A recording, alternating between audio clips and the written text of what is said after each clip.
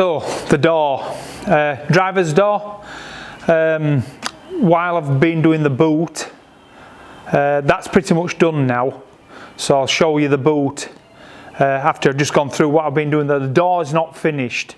This is its first cut and polish. It's actually come up really quite well, but I thought I'd just go through what I've done. This isn't an exercise to tell you how you would do it. This is how I do it.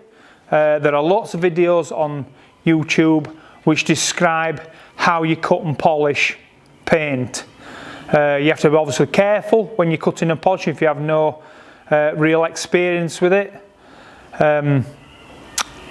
Most cars have very little clear coat sat on top of the paint, so if you did a cut and polish, there's a high likelihood you will cut straight through it to the base coat and mess it all up. I know I have a ton of clear on this because one, I knew I was going to cut it quite heavily to make sure that the surface is really flat.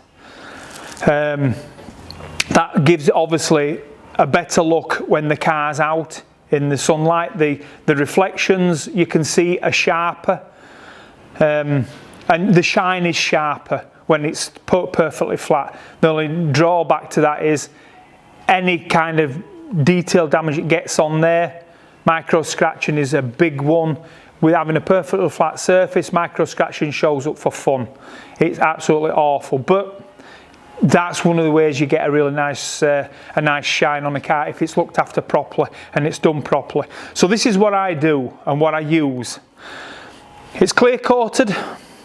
It doesn't go on. I'm not a painter, but it didn't go on orangey peely. It was pretty good to start with. This is the first cut and polish. It was pretty good to start with, but obviously it still needed to finish off. There were some bits of dusting because I don't have a paint booth to put it in. So there was some little bits and pieces in here, so they need nibbing off, but it needed flatting anyway, so it wasn't a real relative problem. But this is my process. So I have a rubber block, which is in my bucket down there, which I'm not going to get out because it's wet through. But my first paper I use is a P800. So P800 is the first paper I use, and I will cut that back with P800. So any bits of rubbish that's got into the clear, that's nibbed off. Any little kind of like fish eyes or anything that might be in there. Hopefully you haven't got fish eyes because they're awful, because it goes pretty much close to the base, does fish eyes, and if you try to get those out you can cut straight through real easy, but it wasn't, it was just bits of rubbish in. But 800 is the first cut I do. I always stay away from the edges. I work up to the edges. Curves, be careful with curves because they cut obviously through really quickly and easily. And with 800, because it cuts easy, you don't press on, it's just a nice flat cut with the 800 and water. It takes any high spots off. It's really good to cut back with 800, I've found first. Once I've got it cut back and I've checked it, I dry it off and I check to make sure that I've got nothing that's not been touched, and I've got a pretty good even flatting back. Then I use P1200. So I'll do 1200, my next cut, and I'll go back over it, same thing, and I'll dry it off and I'll check it. When I've done the 1200, then I'll go to P2500. And P2500, it takes all the legwork out of the buffer. So there's very little buffing work to do when you've done a 2500 cut with paper. I do believe there is some finer paper than this, but why bother? Because by the time you got to there, toilet paper would nearly cut that. It's that fine. Right kind of mop. This is the rock. I was looking for my mop yesterday when I was cutting and polishing this, and I could only find my black one. There is a white one, and I use the white one, so the white sponge. That mop I use for my G3. So I use G3 as my basic cutting compound, with obviously a white one, not the black one. The black one,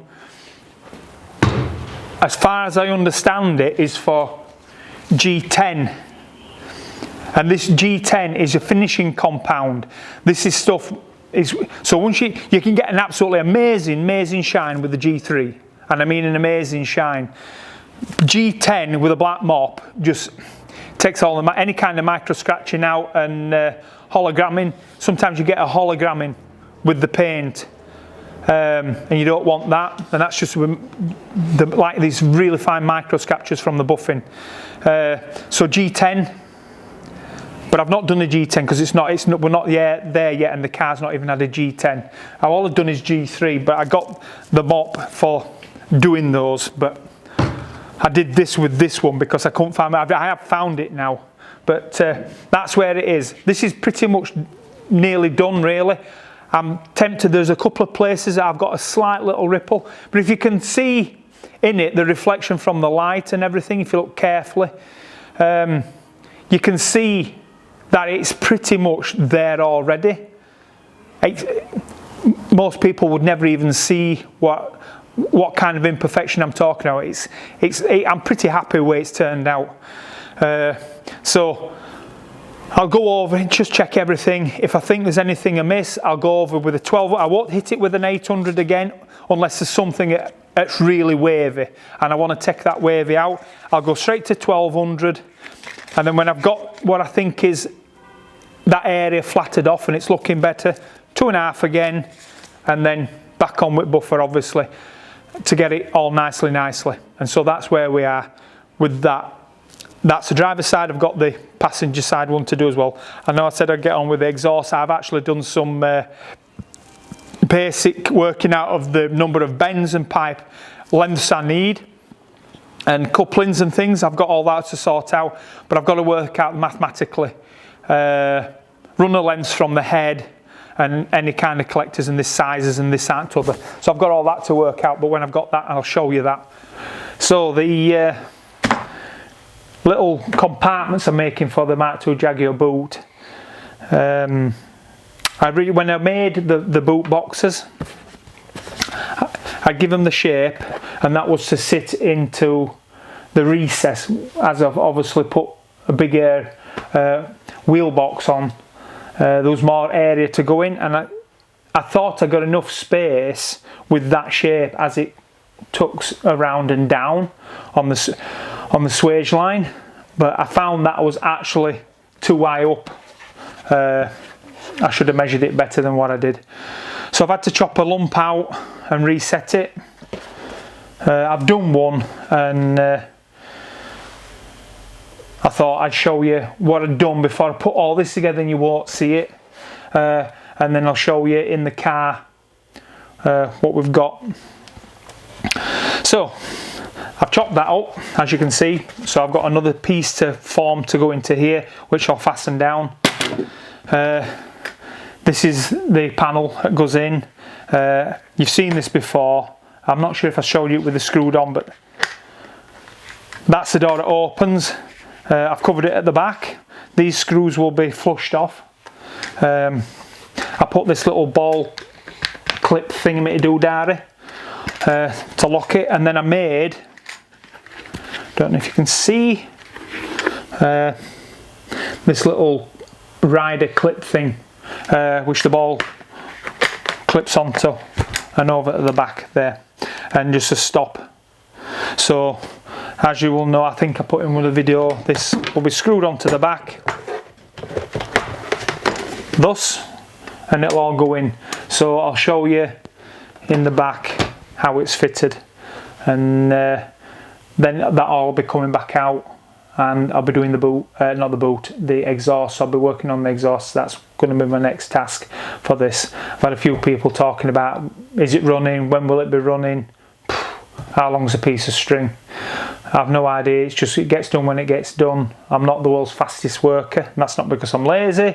I just think a lot, and I'm meticulous in what I'm doing. So we'll go and have a look at the boot. So the boot, everything's in now. Pretty much it's done. The compartments, they're all made, and they look absolutely lovely, I think, as well, even though I do say so myself, not wishing to sound like I'm bragging. But yeah, they're, like I say, it's come together really well as that. I did have a little issue where I just made the box, which I explained, but like I said, they're dropping now just lovely, and I've not really lost any real space because it was all up at top here. It was just a swage line I'd really accounted for. I thought I'd miss it, but anyway, it is what it is. So we'll just have a look at other side. So we'll go to other side, and then you can see it's exactly the same, but you can see, just so you can see it and you can see what I've done. And then we'll just boot hinge covers. So we'll just swap around, okay? So this side, exactly the same like I said. Nicely opens up. Lots of nice little bits of space in here. Because there's a load of space there, I might as well utilise it, Anna. Same with these compartments. Same thing. They come out quite happily. They just sit in there. I was going to put some clips on, but I didn't feel the need to really, because they do hold down quite well. It's quite a good fit. So that's at the moment how it is. I'm not going to put my channels in. I mentioned my channels, which are going in the boot floor with some rubber, same as the E-type Jaguar in the boot, just so this doesn't get all ripped up and messed up, as it were. So I've not put those in yet because there's no point putting them in to take them back out, because obviously I've got the diffuser to take out when I do the exhaust. So yeah, that's where we are. It's pretty much done as a boot, and to be honest with you, it's turned out really quite well. The only thing that I haven't done yet, which I've mentioned in a previous video, is I'm making some gaiters to go on the hinges. I'm not doing those until I watch Retro Power do theirs and see what they come up with, and if it's any good then I might copy it, but other than that, but yeah, so I've got those to do. So we'll see what Retro Power do with their Mark II Jaguar. It's Utah that they're working on at the moment for their final boot fit, and they're doing the same thing. They're making something to cover, so I thought we'll see what they do and how they accomplish their task, and if, like I say, if it's any good, then I'll copy it. But anyway, that's where we are at the moment. Like I say, I'm doing the doors just because they're getting on, and I can continue finishing with the interior while I'm working on the exhaust, so I'll balance it between each two. I have a gentleman, sorry mate, I've forgotten your name, but I'm terrible with names, but I will bring it up. But you keep asking when it's going to get going. No idea. Has it run yet? Obviously not, because the exhaust isn't built. When's the exhaust going to be built? No idea. I don't work fast. So anyway, it'll get done when it gets done, hopefully sooner than later. I really am trying to get this thing rolling, and obviously I